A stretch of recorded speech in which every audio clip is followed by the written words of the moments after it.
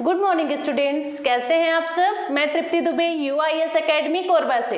तो आज का जो हमारा वीडियो है वो जो अपन लास्ट लेक्चर में पढ़े थे जैव विविधता, उसी के ऊपर है। लेकिन ये जो आज का क्वेश्चन है वो थोड़ा सा ऑब्जेक्टिव बेस पर है, ठीक है। तो क्योंकि ये जो क्वेश्चन मैं आपके लिए आज लेकर आई हूँ वो किसी न किसी एग्जाम में पूछा ही गया है। एक क्वेश्चनों का समूह है, जो कलेक्शन है वो एग्जाम में पूछे गए क्वेश्चन ही है। तो हमारा क्लास स्टार्ट करते हैं, ठीक है, बिना टाइम वेस्ट के। तो सबसे पहला क्वेश्चन जो हमारा बनता है, देखिए, जैविक एवं अजैविक संगठकों के बीच बिचौलिया का काम कौन करता है। तो क्या बोल रहा है, जैविक और अजैविक संगठक। जैविक मतलब क्या समझते हैं आप? जैविक मतलब जिसमें जीव होता है, जीवन होती है, और अजैविक मतलब जिसमें जीवन नहीं होता, ठीक है। तो जैविक और अजैविक समझ आ गया। तो बोल रहे जैविक और अजैविक संगठकों के बीच बिचौलिया का काम कौन करता है। तो इसके बीच बिचौलिया का कार्य जो करता है वो होता है वियोजक। वियोजक किसको बोलते हैं? वियोजक मतलब अपघटक। अपघटक क्या होता है? अपघटक मतलब हम बोल सकते हैं कि जो जैविक जीव होते हैं, जैविक तत्व, जैसे कि फॉर एग्जांपल अपन पेड़ पौधे ले सकते हैं, उसमें भी क्योंकि जीवन पाया जाता है ना। तो जो पेड़ पौधे हैं, मान लीजिए पेड़ से पत्ती गिरी, नीचे गिरी, है ना, उसके बाद फिर वो जैविक से अजैविक में चेंज हो जाएगा। कैसे होगा? देखिए, पेड़ से जब पत्ती नीचे गिरेगा उसके बाद फिर कुछ टाइम बाद वो सड़ जाएगा, गल जाएगा, फिर एक खाद के रूप में निर्मित हो जाएगा। तो उस प्रकार से एक जैविक से अजैविक वो बना। तो इस प्रकार से जैविक से अजैविक बनने की जो क्रिया है, ठीक है, वो कहलाती है अपघटन की क्रिया, और जो बनने वाला तत्व है उसको बोला जाता है अपघटक। क्लियर? तो वही बोल रहा है जैविक और अजैविक संगठकों के बीच बिचौलिया का कार्य कौन करता है। तो कौन करता है? अपघटक करता है। अपघटक जिसको क्या बोला जाता है? वियोजक भी बोला जाता है। क्लियर? नेक्स्ट क्वेश्चन देखेंगे, कौन एक हरित गृह गैस नहीं है, पूछा जा रहा है। देखिए, एग्जाम्स में आपके पास बहुत सारे ऑप्शंस रहेंगे, ठीक है, उसमें से एक ऑप्शन आपको चूज करना होता है। तो बोल रहा है कौन एक हरित गृह गैस नहीं है। तो हरित गृह गैस कौन नहीं है? तो वो ऑक्सीजन नहीं है, ठीक है। आपको इसके साथ साथ ये भी पता होना चाहिए कि जो हरित गृह गैस है ना, जो हरित गृह है उसमें वायुमंडल में सबसे ज्यादा प्रभाव कौन से गैस डालती है। तो सबसे ज्यादा प्रभाव जो है कार्बन डाइऑक्साइड का रहता है। मतलब टोटल 80% जो हरित गृह है उसमें गैसों का जो कलेक्शन रहता है उसमें सबसे ज्यादा कार्बन डाइऑक्साइड पाया जाता है, 80% पाया जाता है, ठीक है। कार्बन डाइऑक्साइड के बाद हमारा क्लोरोफ्लोरोकार्बन भी होता है जिसका 3% पाया जाता है, ठीक है। इसके साथ साथ मेथेन भी उपस्थित होता है, लेकिन वो कार्बन डाइऑक्साइड के कम होता है। कार्बन डाइऑक्साइड का मैं क्या बताई, 80% होता है। वहीं मेथेन की बात करूं तो मेथेन 9% पाया जाता है। नाइट्रिक ऑक्साइड भी होती है जो कि 6% पाई जाती है, और जो क्लोरोफ्लोरोकार्बन है वो 3% पाया जाता है, ठीक है। लेकिन जो ऑक्सीजन है वो बिल्कुल भी नहीं पाई जाती। तो वही हमारा क्वेश्चन है कि एक हरित गृह गैस नहीं है। तो कौन नहीं है? ऑक्सीजन है। और कौन कौन है ये भी आपको साथ में समझ आ गया। कार्बन डाइऑक्साइड होता है, इसमें मेथेन होता है, क्लोरोफ्लोरोकार्बन होता है, और नाइट्रिक ऑक्साइड भी होती है। परसेंटेज बेस पर बात कर रही हूँ। और अगर यही क्वेश्चन रहता कि हरित गृह गैस में सबसे ज्यादा वैल्यू किसकी है या सबसे ज्यादा प्रभाव कौन डालता है, तो कौन था? कार्बन डाइऑक्साइड, जिसकी 80% पाई जाती है। क्लियर है? ठीक। नेक्स्ट क्वेश्चन देखेंगे, क्या बोल रहे हैं, सबसे ज्यादा हरित गृह गैस कहाँ से निकल रही है। तो नॉर्मली लोग क्या समझेंगे कि सबसे ज्यादा जो हरित गृह गैस है वो ट्रांसपोर्टेशन से आ रही है, लेकिन नहीं, सबसे ज्यादा जो हरित गृह गैस है वो हमको इलेक्ट्रिसिटी से मिलती है। मतलब हरित गैस को सबसे ज्यादा कहां से मिलता है? जो धुआं है, जो गैस है, वो इलेक्ट्रिसिटी से लगभग 32%। इलेक्ट्रिसिटी से जो गैस निकलती है वो हरित गृह में प्रभाव डालती है, लगभग 32%। और वहीं अगर हम ट्रांसपोर्टेशन की बात करें तो 28% ट्रांसपोर्टेशन से आता है। और जैसे कि अपन मान लीजिए कोई क्या ले सकते हैं, उद्योग वगैरह ले, तो 20% हमको उद्योगों से मिलता है, ठीक है। अगर एग्रीकल्चर सेक्टर से बात करें तो 10% जो है हमको एग्रीकल्चर से मिलता है। इसके साथ साथ अगर कॉमर्शियल की बात करें, जैसे घर वगैरह में भी हम यूज करते हैं, बहुत सारा धुआं निकलता है, तो वहां से भी लगभग 10% निकलता है। लेकिन जो सबसे ज्यादा है वो कौन सा है? इलेक्ट्रिसिटी है, ठीक है। क्वेश्चन बन जाता है क्योंकि कि सबसे ज्यादा हरित गृह गैस कहां से निकलती है। तो कहां से? इलेक्ट्रिसिटी से। ट्रांसपोर्ट नहीं लेना है, ठीक है, ट्रांसपोर्ट से भी निकलता है लेकिन इलेक्ट्रिसिटी से कम। इलेक्ट्रिसिटी 32%, लेकिन जो ट्रांसपोर्ट है वो 28% होता है। क्लियर है? ठीक, आगे देखेंगे ऊपरी वायुमंडल में ओजोन मंडल का क्षरण किससे हो रहा है? तो ओजोन मंडल का जो क्षरण है वो किससे हो रहा है? क्लोरोफ्लोरोकार्बन से हो रहा है। ठीक है, देखिए अगर पर्यावरण प्रदूषित होती है ना, तो उसका प्रभाव जो है क्लोरोफ्लोरोकार्बन के थ्रू ओजोन मंडल पर जाता है, जिससे क्या होता है? ओजोन मंडल में छेद होती जा रही है। फिर इसी टाइप से अगर पर्यावरण प्रदूषित होते रहा तो उससे होगा क्या? जो ओजोन मंडल है उसमें छेद बहुत ज्यादा हो जाएंगे, या ये बोलूं कि ओजोन मंडल पूरी तरह से नष्ट हो जाएगा। फिर क्या होगा? जो परबैंगनी विकिरण है जिससे ओजोन मंडल हमारी सुरक्षा करती है, तो वो जो परबैंगनी विकिरण है वो हमारी पृथ्वी तक पहुंच जाएगी। उसके बाद हमारी पृथ्वी को नष्ट होने में बिल्कुल भी टाइम नहीं लगेगा। क्लियर है? तो ये भी आप साथ में समझते चलेंगे। बोल क्या रहा है? ऊपरी वायुमंडल में ओजोन मंडल का क्षरण किससे होता है? तो किससे होता है? क्लोरोफ्लोरोकार्बन से होता है। क्लियर? नेक्स्ट क्वेश्चन, पर्यावरण में निर्मुक्त हो जाने वाली सूक्ष्म कणिकों के विषय में अत्यधिक चिंता क्यों है? क्या बोल रहा है क्वेश्चन? पर्यावरण में निर्मुक्त हो जाने वाली सूक्ष्म कणिकों के विषय में अत्यधिक चिंता क्यों है? इस कारण से है क्योंकि पर्यावरण से जो सूक्ष्म कणिकाएं निकलती है ना, वो बहुत अधिक प्रभाव डालती किस पर? परितंत्र पर, और सबसे ज्यादा प्रभाव जो है वो समुद्री परितंत्र पर डालती है। ठीक है, समुद्री परितंत्र पर कैसे डालती? तो देखिए जैसे कि नॉर्मली अपन देखेंगे जो कारखाने होते हैं, है ना, उससे जो गैस निकलता है वो वायुमंडल को तो प्रभावित करता है, लेकिन साथ साथ जो कारखानों से गंदी पानियां निकलती है ना, नालियों के थ्रू वो सब कुछ समुद्र में बहा दिया जाता है, झील में बहाया जाता है, झील के थ्रू नदी, नदी के थ्रू समुद्र, इस टाइप से ये बहती रहती है। तो इस प्रकार से ये जो कणिकाएं हैं वो सबसे ज्यादा समुद्री परितंत्र को प्रभावित करती हैं। क्वेश्चन आता है, आया था, इसी कारण से यहाँ पर है। मैंने आपको पहले ही बताया है कि जो क्वेश्चंस एग्जाम में पूछे गए हैं, कोई आरओ में पूछा गया है, कोई एसीएफ में पूछा गया है, कोई सीजीपीएससी मेंस में, तो यूपीएससी मेंस में भी पूछा गया है, वही क्वेश्चन है जो यहाँ पर है आपके सामने। ठीक है, तो ये क्वेश्चन स्पेशली पूछे जाते हैं, इस कारण से इनको तो एकदम रट्टा मारेंगे आप, पूरा याद होना चाहिए आपका। ठीक है, तो क्या बोल रहा है? पर्यावरण में निर्मुक्त हो जाने वाली सूक्ष्म कणिकों के विषय में अत्यधिक चिंता क्यों है? इसीलिए है क्योंकि ये जो है समुद्री परितंत्र को अधिक प्रभावित करती है। ठीक, नेक्स्ट क्वेश्चन, इकोलॉजी शब्द को किसने दिया? या ये बोला जाए कि इकोलॉजी शब्द का प्रयोग सबसे पहले किसने किया? तो किसने किया था? ई हैकल ने किया था।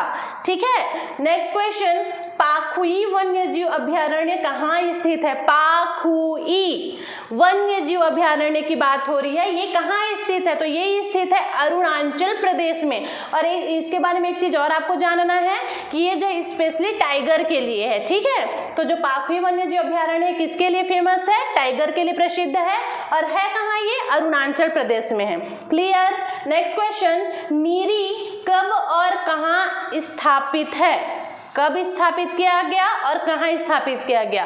नीरी, तो देखिए जो नीरी है वो 1958 में स्थापित किया गया, और कहाँ स्थापित किया गया? नागपुर में। नागपुर मतलब महाराष्ट्र में। क्लियर? नेक्स्ट क्वेश्चन हम देखेंगे, क्या बोल रहा है?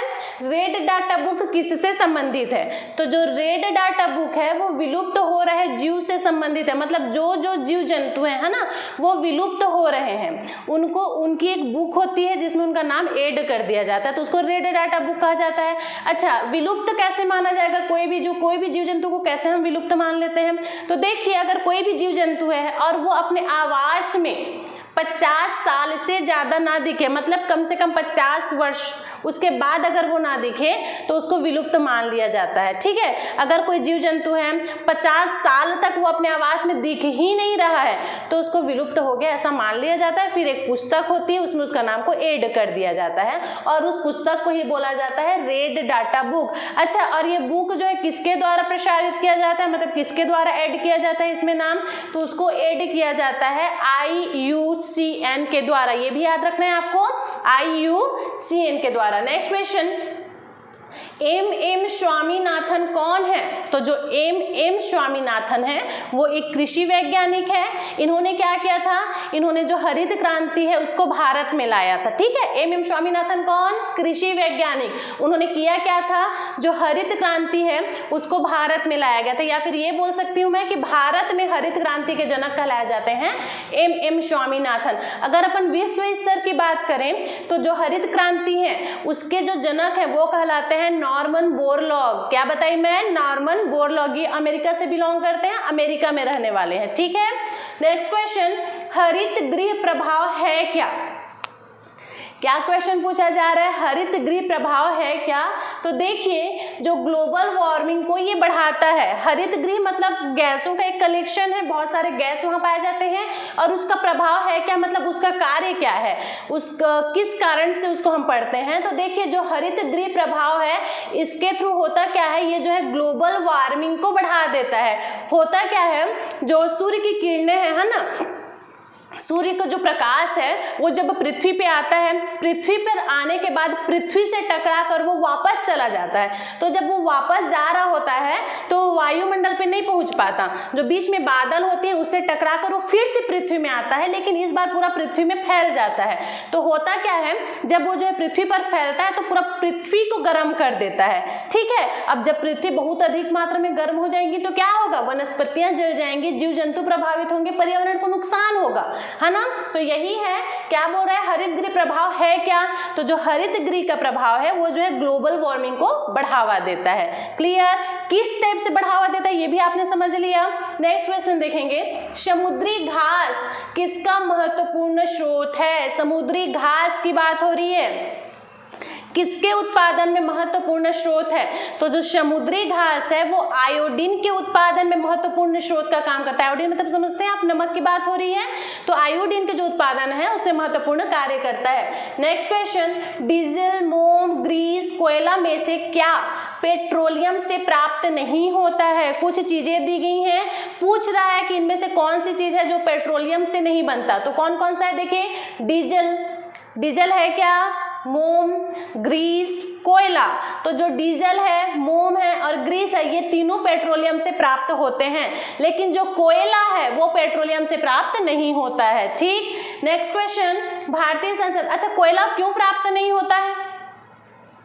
क्योंकि जो कोयला है उसका निर्माण कैसे होता है, तो जो वनस्पतियां होती हैं, है ना, वो लाखों वर्षों तक जमीन के नीचे दबी रहती हैं, उसके बाद एक कोयला के स्वरूप में उभर कर सामने आती हैं। ठीक है, क्या बता रही हूँ मैं, जो वनस्पतियां वो लाखों वर्ष तक जमीन के नीचे दबी रहती हैं, उसके बाद फिर कोयला का निर्माण होता है। तो इस कारण से अगर क्वेश्चन पूछा जाता है कि पेट्रोलियम से क्या चीज नहीं बनता या क्या प्राप्त नहीं होता, तो आपको ध्यान रखना है कि जो कोयला है वो नहीं बनता। डीजल बनता है पेट्रोलियम से, मोम भी बनता है पेट्रोलियम से और ग्रीस भी बनता है, लेकिन सिर्फ एक कोयला है जो कि पेट्रोलियम से नहीं बनता है, क्योंकि ये तो खुद एक वनस्पति के थ्रू लाखों वर्षों के बाद निर्मित होता है। क्लियर? ठीक, आगे क्वेश्चन, भारतीय संसद द्वारा जैव विविधता अधिनियम कब पारित किया गया? क्या बोल रहा है, भारतीय संसद द्वारा जैव विविधता अधिनियम पारित कब किया गया? तो सन 2002 में पारित किया गया, याद रखना है आपको। नेक्स्ट क्वेश्चन, सबके लिए सतत ऊर्जा दशक की पहल किसने की थी? सतत ऊर्जा दशक की बात हो रही है, इसकी पहल की किसने थी? तो इसकी पहल की थी संयुक्त राष्ट्र संघ ने, मतलब संयुक्त राष्ट्र संघ द्वारा इसका पहल किया गया था। ठीक, नेक्स्ट क्वेश्चन, जैव ऑक्सीजन की मांग मतलब बीओडी किसके लिए एक मानक मापदंड है? बीओडी की बात हो रही है, तो ये क्या करता है, जो नदी के लिए दूषित जल है इससे संबंधित है। बीओडी किससे संबंधित है, या फिर मैं बोलूं कि हेल्दी वाटर और अनहेल्दी वाटर का जो पता लगाया जाता है वो बीओडी के द्वारा ही पता लगाया जाता है। कैसे पता लगाया जाता है? तो होता क्या है, देखिए, जो BOD है ना, इसके माध्यम से नदी में या फिर नदी का जो जल है उसमें कितनी मात्रा में ऑक्सीजन घुली हुई है इसका पता लगाया जाता है BOD के थ्रू। तो अगर नदी में मान लीजिए ऑक्सीजन की मात्रा कम है तो उससे ये पता चल जाता है कि जो ये नदी का जल है वो कितना दूषित है, क्योंकि अगर प्रदूषण ज़्यादा होगा उसमें तो उसमें ऑक्सीजन की मात्रा कम होगी, अगर ऑक्सीजन की मात्रा ज़्यादा है मतलब प्रदूषण की मात्रा कम होगी। एग्जैक्ट कितना है ये भी BOD के माध्यम से पता चल जाता है। ठीक है, तो अगर क्वेश्चन बनता है कि जैव ऑक्सीजन की मांग या BOD किससे संबंधित है, तो हेल्दी वाटर या अनहेल्दी वाटर का पता लगाने के लिए BOD यूज किया जाता है, या फिर नदी के जल दूषित है या नहीं इसका पता लगाया जाता है BOD के द्वारा। याद रखना है आपको। नेक्स्ट क्वेश्चन क्या बोल रहा है, पारिस्थितिकी पदछाप के माप की इकाई क्या है। तो पारिस्थितिकी पदछाप की जो माप की इकाई है वो होती है भूमंडलीय हेक्टेयर। मतलब क्या होता है, जो भूमंडलीय हेक्टेयर है पारिस्थितिकी पदछाप की इकाई। अब ये क्या होता है, तो देखिए कितना कितना एलिगेशन अलग अलग सेक्टर के लिए ये निर्धारित होता है। मतलब ये कि कितना एरिया में स्कूल बना हुआ है, या कितना एरिया में भूमि का कितना एरिया है जहाँ पर एक घर बना हुआ है, या फिर कितना एरिया में एक गार्डन बना हुआ है, ये सब का आप पता कैसे लगाओगे, उसको नापा जाएगा जमीन को, तो वो किसके द्वारा नापा जाता है, जो पारिस्थितिकी पदछाप है भूमंडलीय हेक्टेयर के द्वारा नापा जाता है। ठीक है, तो वही है, क्या बोल रहा है, भूमंडलीय हेक्टेयर पारिस्थितिकी पदछाप के माप की इकाई है। ध्यान रखना है, तो इसे ही क्या कहा जाता है, भूमंडलीय हेक्टेयर कहा जाता है। ठीक है, नेक्स्ट क्वेश्चन, ग्रीन हाउस गैसों की संकल्पना सबसे पहले किसने दी। अब क्या क्वेश्चन बोल रहा है, ग्रीन हाउस गैसों की जो संकल्पना है वो सबसे पहले किसने दिया था, जोसेफ फोरियर ने दिया था। किसने, जोसेफ फोरियर। किसने, जोसेफ फोरियर ने दिया था। नेक्स्ट क्वेश्चन, ओजोन परत मुख्यतः कहाँ पाई जाती है। तो जो ओजोन परत है वो मुख्यतः समताप मंडल में पाई जाती है। 5 परतें होती हैं, सबको पता है। सबसे नीचे क्या होता है, क्षोभ मंडल होता है। क्षोभ मंडल से हमको क्या पता चलता है, कब बादल गरज रहा है, कब बिजली कड़क रही है, तो ये सारी चीजें क्षोभ मंडल में होती है, जो कि सबसे पहली परत है। उसके ऊपर में पाया जाता है समताप मंडल। समताप मंडल में ही जो हमारी ओजोन परत है वो जो है स्थिर होती है। ओजोन परत क्या करता है, जो सूर्य से आने वाले परबैंगनी विकिरण है जो कि पृथ्वी को नुकसान पहुंचाती है उसको पृथ्वी तक पहुंचने नहीं देता, वहीं पर रोक देता है। ठीक है, तो ये काम होता है ओजोन परत का, जो कि समताप मंडल में पाई जाती है। उसके बाद मध्य मंडल होता है, फिर आयन मंडल होता है और फिर बहिमंडल होता है। इस प्रकार से 5 मंडलों का समूह होता है, जिसमें से जो समताप मंडल है उसमें ओजोन परत उपस्थित होती है। नेक्स्ट क्वेश्चन, कायिक कोशिका न्यूक्लिय अंतरण प्रौद्योगिकी का अनुप्रयोग क्या है। क्या क्वेश्चन बोल रहा है, कायिक कोशिका न्यूक्लिय अंतरण प्रौद्योगिकी का अनुप्रयोग क्या है। तो देखिए इसमें आंसर क्या लिखा हुआ है, 2 अलग अलग पशुओं के बीज को लेकर संक्रमित कराकर नई प्रजाति बनाई जाती है जिसे क्लोनिंग कहते हैं। क्या बोला जा रहा है, देखिए 2 अलग अलग पशु, इसका जो एक्सपेरिमेंट पशुओं पर किया गया था और सबसे पहले एक डॉली नामक पशु का निर्माण किया गया था इसके थ्रू। ये भी आपको याद रखना है, सबसे पहले एक डॉली नामक पशु का निर्माण किया गया था, किसके थ्रू, क्लोनिंग के थ्रू। तो ये होता क्या है, होता यही है बच्चों कि देखिए 2 अलग अलग पशु लिया जाएगा, है ना, उनके बीज को लेकर के कुछ और चीज मिलाकर एक नई प्रजाति का निर्माण किया जाता है। तो यह जो क्रिया है ये क्या कहलाता है, क्लोनिंग कहलाता है। और यही है कायिक कोशिका न्यूक्लिय अंतरण प्रौद्योगिकी का प्रयोग। इसका यूज कुछ टाइम पहले इंसानों पर भी किया जा रहा था, लेकिन बहुत अच्छा हुआ जो ये बंद हो गया है ना। तो यही था, समझ आ गया आप लोगों को। नेक्स्ट क्वेश्चन देखेंगे, विश्व की सबसे बड़ी प्रवाल भित्ति कौन सी है। क्या बोला जा रहा है, विश्व की सबसे बड़ी प्रवाल भित्ति के बारे में पूछा जा रहा है। कहाँ स्थित है, तो ये स्थित है ग्रेट बैरियर रीफ, लेकिन स्थित कहाँ है, ऑस्ट्रेलिया में स्थित है। ठीक है, ये भी आपको याद रखना है। नेक्स्ट क्वेश्चन, परितंत्र शब्द का प्रथम प्रयोग 1935 में हुआ। ये भी ध्यान रखना, 2 क्वेश्चन यहाँ पर से बन रहा है कि परितंत्र शब्द का प्रथम प्रयोग कब किया गया।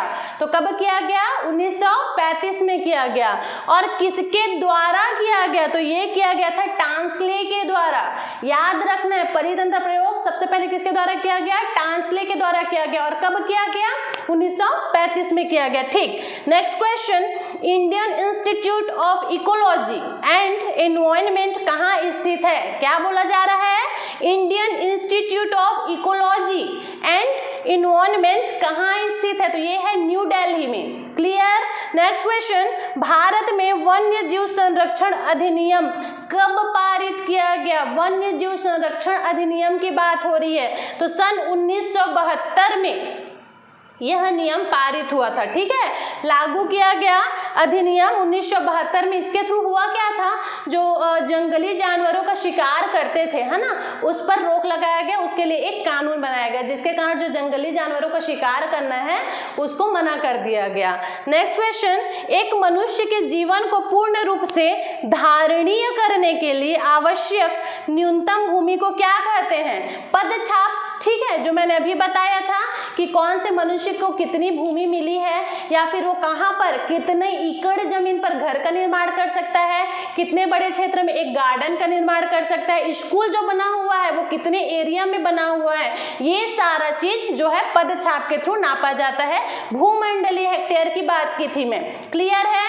नेक्स्ट क्वेश्चन देखिए, कार्बन क्रेडिट की संकल्पना किससे उद्भूत हुई? क्या क्वेश्चन पूछा जा रहा है?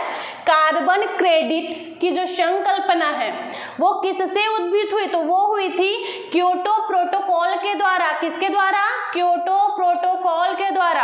अब ये कार्बन क्रेडिट होता क्या है? तो हुआ ये था बच्चों, बीच में बहुत ज्यादा प्रदूषण हो रहा था, अभी भी बहुत ज्यादा प्रदूषण हो रहा है, पर्यावरण कहा ना, तो प्रदूषण के कारण क्या हो रहा था, पारिस्थितिक जो संतुलन है वो लगातार बिगड़ रहा था। तो इस कारण से अब बहुत सारे देशों ने, या मैं बोलूं कि लगभग सभी देशों ने आपस में एक मीटिंग बुलाई और उस मीटिंग में ये चीज़ डिसाइड हुआ कि कौन सा देश कितना बड़ा है, मतलब क्षेत्रफल की दृष्टि से, जनसंख्या की दृष्टि से, तो कौन सा देश ज़्यादा बड़ा है, फिर उसके बाद कौन सा देश छोटा है, और उसके साथ साथ कौन से देश के द्वारा कितना वायु प्रदूषण किया जाता है या कितना धुआं छोड़ा जाता है। ठीक है, ये डिसाइड हुआ। तो जैसे कि मान लीजिए कोई अमेरिका है, तो हाँ अमेरिका तुम बहुत बड़े देश हो तो तुम कम से कम इतना क्या बोलना चाहिए, धुआं छोड़ सकते हो, जैसे 7% धुआं छोड़ सकते हो। या फिर वहीं पर अफ्रीका हो गया, अफ्रीका तुम 5% धुआं छोड़ सकते हो। नेपाल तुम छोटे से हो, तुम 3% धुआं छोड़ सकते हो। ऐसा करके ये चीज़ डिसाइड हुआ।